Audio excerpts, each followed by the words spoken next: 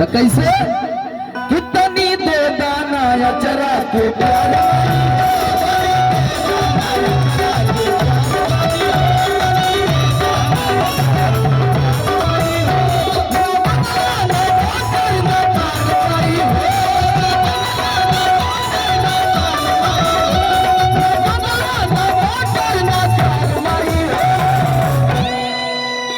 एक बार प्रेम से बोलिए सच्चे दरबार की दुर्गा मैया की खतनी दे दाना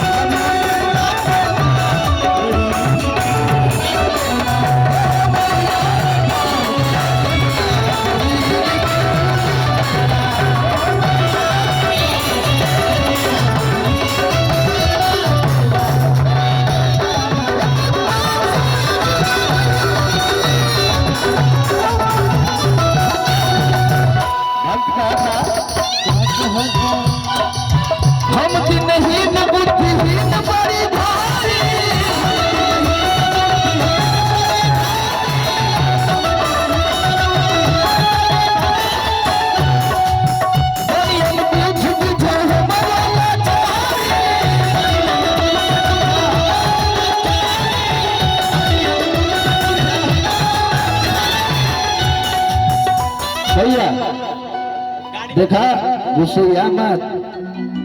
हाँ कैसे हुई हमारी मोहब्बत। छोटे भाई रवि यादव जी में बैठे था, हम क्या करी अबे लोन के या तो उठा के फेंके के पड़ी ना। अब बैठी तो मैं बैठे चल दे क्या कर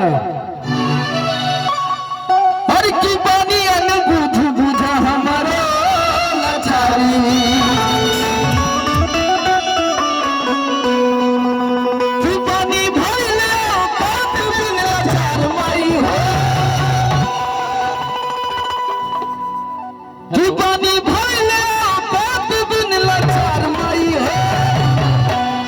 चला बढ़ा के चलेगा नी नंबर कितनी दे बनाया